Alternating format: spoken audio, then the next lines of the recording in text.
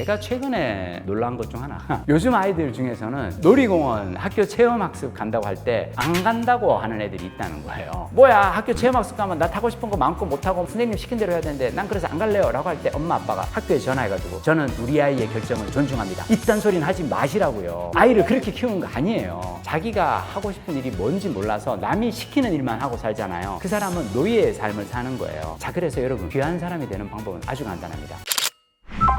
안녕하세요. 20대에 자존감을 키운 덕분에 통역사, PD, 작가 등 다양한 직업에 도전하며 사는 김민식입니다. 반갑습니다.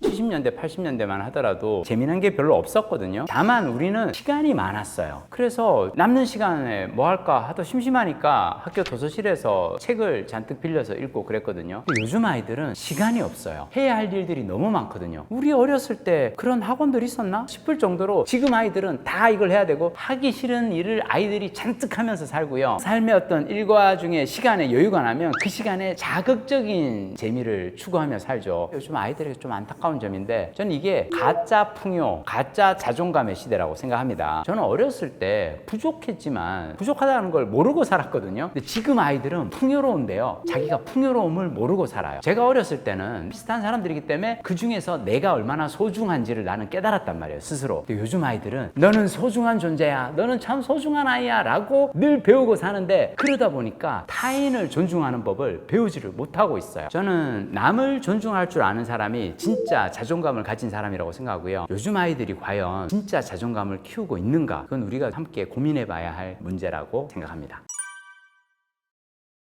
저 포함해서 모든 부모들이 하고 있는 착각이 이거죠. 우리 아이는 날 닮아서 잘하겠지, 공부 잘하겠지, 학교에서 선생님 말씀 잘 듣겠지, 마치 나 자신은 과거에 완벽했던 걸로 착각하는데, 솔직히 저 고등학교 때 내신 등급 15등급에 7등급 뭐 공부 그닥 그렇게 잘하지도 못했고, 그리고 학교에서 그렇게 수업 열심히 들은 것 같지 않거든요. 근데 우리는 항상 기억은 왜곡이 돼요. 그래서 나는 되게 잘했던 것 같은데 왜 너는 이렇게 못하고 있어 라고 우리는 얘기하기 쉬운데, 저는 부모가 아이들에게 좀 더 너그러워져야 한다고 생각합니다. 아이가 뭘 좀 부족해도 저는 기다려줄 줄 알아야 되는데, 못 기다리고 그냥 막 조급하게 막 혼을 내죠. 혼내고 난 다음에 또 못하잖아요. 그러면 야, 지난번에 알려줬는데 왜 몰라? 그러고 막 이제 썽을 내고 막 그러시는데, 우리가 자라난 시대와 지금 아이들이 크는 이 세상은 너무 달라진 것 같아요. 경쟁은 더 치열해졌고요. 경제적 성장은 더 느려졌습니다. 저는 이럴 때는 아이들을 조금 더 믿고 기다려줘야 한다고 생각합니다.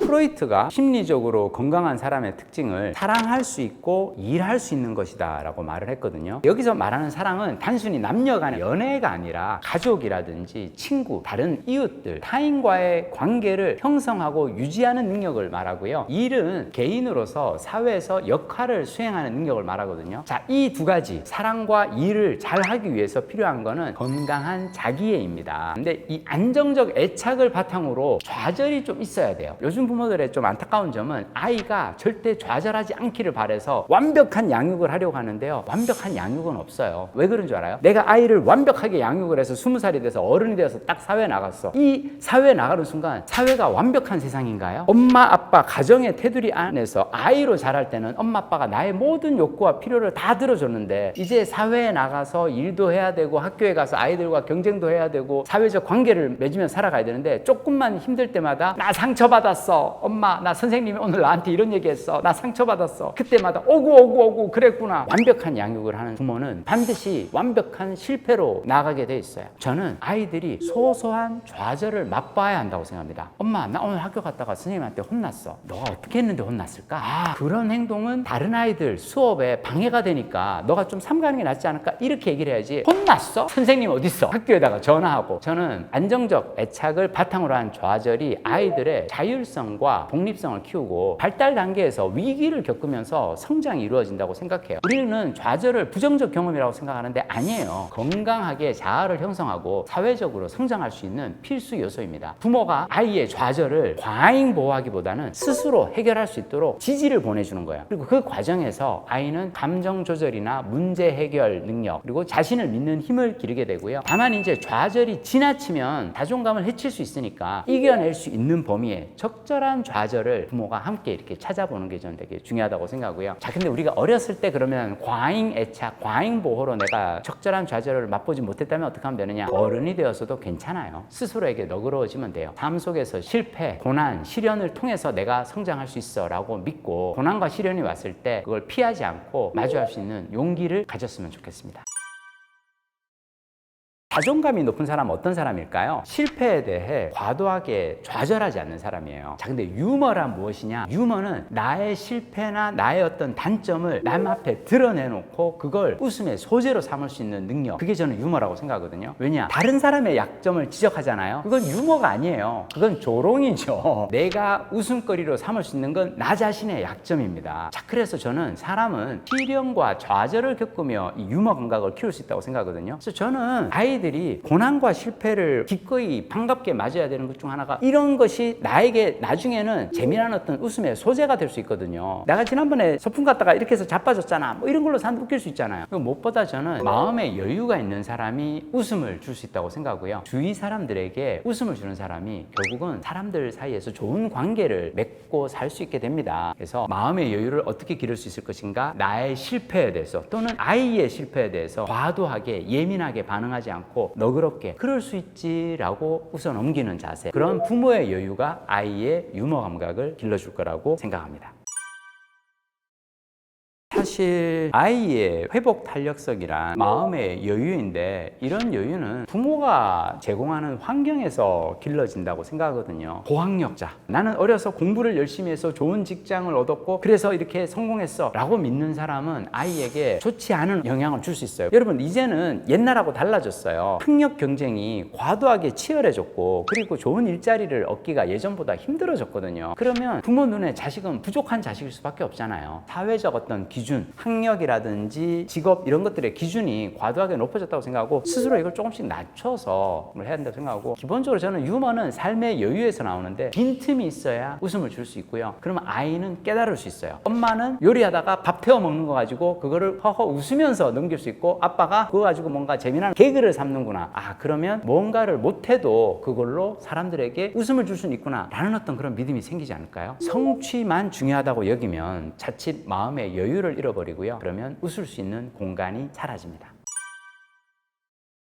저는 이제 부모의 역할이 우산이냐 깔때기냐. 근데 우산, 깔때기. 자, 깔때기는 뭐냐면요, 세상의 온갖 불안과 공포를 아이의 머리 위로 싹 다 쏟아붓는 거예요. 너 공부 못하면 너 나중에 굶어 죽는다. 너 좋은 대학 못 가면 너 나중에 취업 못해. 너 나중에 좋은 직장 못 가면 넌 나중에 세상에서 제대로 된 역할을 못해 라고 불안을 아이의 머리 위에 싹, 이게 깔때기고요. 우산은 뭐냐면 세상에서 주는 어떤 불안이 있어요. 아직도 영어 공부 안 시켰어요? 알파벳을 아직도, 아니 수학 선행을 아직도 안 시켰어? 아니 지금 초등학교 5학년이면 고등학교 수학은 선행으로 갔어야지. 이런 불안들이 막 올려올 때 우산이 되어주는 거예요. 아이에게. 괜찮아, 영어는 네가 나중에 필요하면 그때 가서 하면 돼. 수학 네가 원하면 학원이든 인터넷 강의도 좋은 강의 많어, 얘기해. 그때 가서 엄마가 한번 알아봐 줄게. 이런 식으로 세상의 불안으로부터 아이를 보호해주는 우산의 역할을 하는 게 저는 부모라고 생각하거든요. 자, 부모가 자신의 실패와 외로움에 긍정적으로 대처할 줄 알아야 돼요. 나의 실패에 대해서 스스로 너그러운 사람이 아이에 대해서도 더 너그러워질 수 있다고 생각하고요. 부모가 반대로, 야 내가 그렇게 열심히 공부하고 그렇게 쎄빠지게 일하고도 겨우 요 모양 요 꼴밖에 못 살고 있으니까 너는 나보다 더 열심히 해서 더 좋은 대학을 가야 너는 행복해질 거야 라고 얘기하지는 않았으면 좋겠습니다. 그렇게 얘기하는 건 부모의 불안을 아이에게 전이하는 것밖에 안 되고요. 어려서부터 불안과 공포에 시달리는 아이가 커서 어른이 돼서 맞이하는 건 우울증밖에 없지 않을까요? 저는 아이에게 우리의 불안을 넘겨주지는 않았으면 좋겠습니다.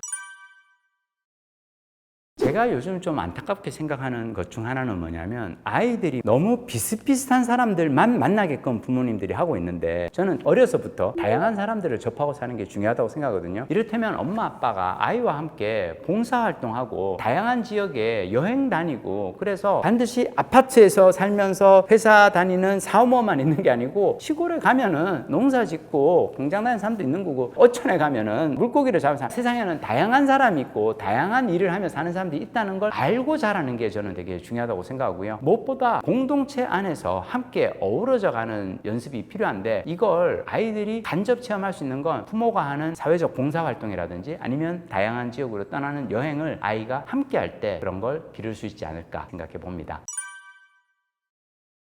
제가 최근에 학교 강의 갔다가 놀란 것 중 하나 요즘 아이들 중에서는 놀이공원 학교 체험학습 간다고 할 때 안 간다고 하는 애들이 있다는 거예요. 너무 놀랐어요. 저는 어렸을 때 학교 소풍이 1년 중에 가장 기다려지는 행사였단 말이에요. 근데 지금은 놀이공원 가는 것도 안 간다고 한대요. 왜냐? 이미 어려서부터 너무 많이 가봐서 식상하다는 거죠. 그리고 놀이공원 학교 체험학습으로 가면은 선생님이 시킨 규율대로 몇 시까지 돌아오고 몇 시까지 줄을 서고 어디 가서 줄을 서고 이게 자기는 싫다는 거예요. 근데 문제는 체험학습 안 간다고 할 때 부모의 반응이 저는 더 놀라웠어요. 학교 선생님한테 전화해가지고 우리 아이가 체험학습 안 간다고 하는데요, 저는 아이의 선택을 존중합니다. 우리 아이는 그냥 안 보낼게요. 이거 완전 잘못된 거라고 생각해요. 왜냐? 여러분, 학교에서 놀이공원 가는 거요, 그냥 아이들 놀리려고 가는 거 아니에요. 학교에서 하는 행사는 모든 것이 다 배움의 일환입니다. 인생은요, 내가 하고 싶은 것만 하고 사는 게 인생이 아니에요. 같이 사는 사회에서 다른 사람의 욕망도 존중하고 서로 맞춰가는 것도 그게 인생이거든요. 그러니까 놀이공원 엄마 아빠랑 같이 가면 뭐예요? 엄마 아빠가 네 하고 싶은 거 뭐야? 너 타고 싶은 거 타. 이건데 아이들이랑 같이 가면 아이들이랑 3명 4명이서 같이 몰려 다녀도 너 뭐 타고 싶어? 나는 드래곤 토스 타고 싶어. 나는 저거 타고 싶은데 서로 얘기해서 맞춰. 물론 내가 타고 싶은 걸 다 탈 수는 없어요. 때로는 내가 타고 싶은 걸 안 타고 다수의 친구들이 원하는 걸 할 수 없이 타야 되는 것도 있을 거예요. 저는 이게 중요한 교육이라고 생각해요. 근데 이거를 아이가 뭐야, 학교 체험학습 가면 나 타고 싶은 거 마음껏 못 타고 선생님 시킨 대로 해야 되는데 난 그래서 안 갈래요 라고 할 때 엄마 아빠가 학교에 전화해가지고 저는 우리 아이의 결정을 존중합니다, 이딴 소리는 하지 마시라고요. 아이를 그렇게 키우는 거 아니에요. 학교에서 하는 모든 행사, 선생님이 하는 모든 말씀, 이건 다 아이의 교육의 일환이고요. 이걸 우리가 존중할 수 있어야 돼요. 부모들이 잘못하고 있는 것 중 하나는 뭐냐면 우리 아이는 그런 거 싫어해요 라고 하지 말고 아이를 설득을 해야 되지, 선생님을 설득을 해서 우리 아이는 그 행사에서 뺄게요 라고 하지는 말아주세요.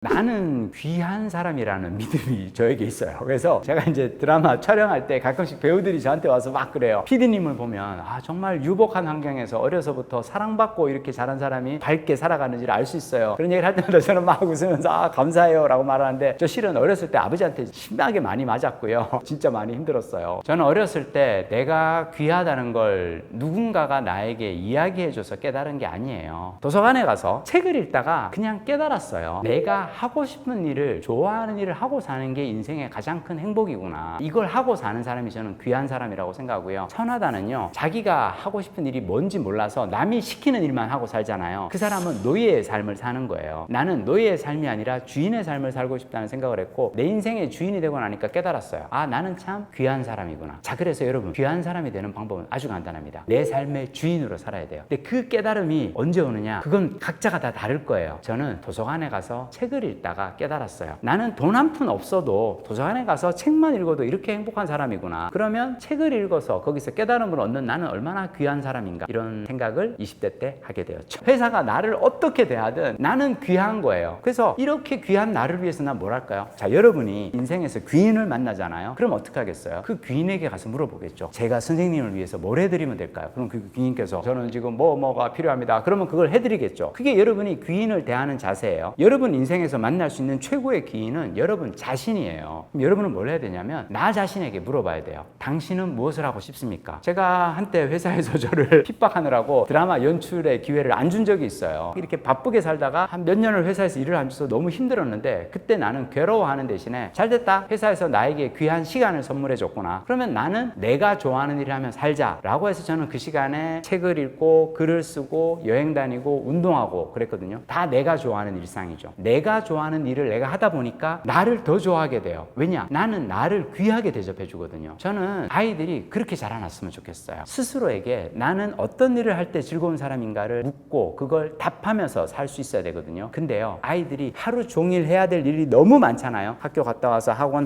뺑뺑이 돌고, 그러면 정작 아이에게는 시간이 없어요. 나는 어떤 일을 할 때 즐거운 사람인가, 이걸 물을 시간이 사라져 갑니다. 아이에게 좀 더 많은 시간을 내주셔야 아이가 스스로를 좋아하게 되고 스스로를 귀하게 여기게 되고 결국 자존감이 잘 형성된 어른으로 살아갈 수 있다고 생각합니다. 저는 좋은 부모는 기다려주는 부모라고 생각합니다. 그리고 아이에게 어떤 믿음을 주셔야 되느냐, 한 번의 실패로 나를 판단하지 않는다는 믿음을 아이에게 주셔야 돼요. 애가 살면서 수학 못할 수 있어요. 영어 남보다 좀 못할 수 있어요. 저는요, 수능이라는 시험이 너무 잔인한 시험이라고 생각하는데, 그럼 왜 그러냐면 모든 과목을 다 잘해야 좋은 학교에 갈 수가 있잖아요. 근데 우리가 어떻게 그래요? 어렸을 때 저 수학 엄청 못했어요. 못하는 게 있을 수 있잖아요. 근데 한 번의 실패로 네 인생은 끝난다, 이런 얘기는 절대로 아이에게 하지 않았으면 좋겠어요. 저는 대학 진학에 실패하고도 인생 잘 살 수 있다고 생각하고요. 무엇보다 아이에게는 우리 엄마 아빠는 나를 믿고 지지해 주셔, 내가 뭘 잘 못해도 언젠가 기다려주면 내가 스스로 길을 찾아낼 거야 라고 믿어주셔 라고 아이가 생각할 수 있게끔 도와주셨으면 좋겠습니다.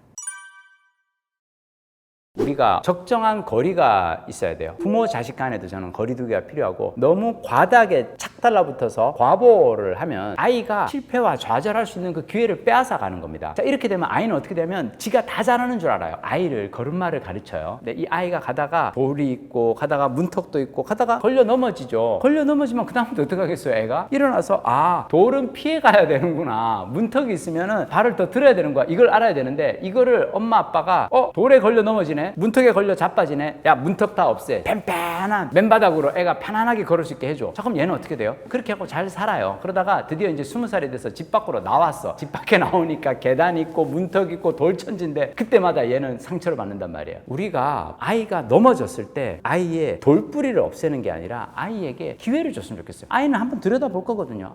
돌뿌리가 있으면 피해 가야 되는구나, 이걸 스스로 깨달아야 되고, 자, 이걸 해줄 수 있는 방법 뭐냐? 거리를 두고 지켜보는 거죠. 그리고 스스로 아이가 답을 찾을 수 있도록 놔뒀으면 좋겠습니다. 부모가 과잉 보호를 하면 아이는 성장에 있어서 꼭 필요한 분리와 독립이라고 하는 이 단계를 충분히 거치지 못하게 돼요. 그리고 청소년기에도 그냥 아주 자기 중심적인 아이가 되고 학교나 사회에 적응하기 힘들어지죠. 여러분, 요즘 아이들의 가출은 뭐가 문제인 줄 알아요? 옛날에는 아이들이 집에서 막 문제 있고 학교에 사고 치고 그러면 가출하죠. 차라리 그렇게 바깥으로 가출하는 애들이 나아요. 걔들은 뭔가 에너지가 남으니까 가출하거든요. 요즘 아이들은 조용히 집 방으로 가출을 합니다. 학교에서 수업 듣다가 싫으면 그냥 아프다 그러고 집 방으로 가요. 주말에 안 나가요. 안 나가고 방 안에 틀어박혀 있어요. 방 안에 틀어박혀 있어도 엄마 아빠가 먹을 거 다 챙겨주고, 안에서 스마트폰, 노트북 안에만 들어가면 재미난 게 많이 있거든. 저는 은둔형 외톨이를 만드는 건 부모의 과잉보호라고 생각하거든요. 아이들이 어떤 요구가 있어도 부모가 그걸 다 들어주는 게 저는 정답이 아니고, 오히려 어떤 원칙을 세우고 한계를 세워서 적절한 좌절을 경험하면서, 다만 옆에서 아이에게 끊임없이 나는 그래도 너를 믿고 너를 지켜줄 것이다 라고 곁을 지켜주면서 아이가 성장해가는 걸 거리를 두고 바라볼 수 있었으면 좋겠습니다. 저는 좋은 부모가 아이를 좋은 어른으로 키워갈 거라고 생각합니다. 그러기 위해서는 우리가 조금 더 마음의 여유를 가지고 기다려줬으면 좋겠습니다.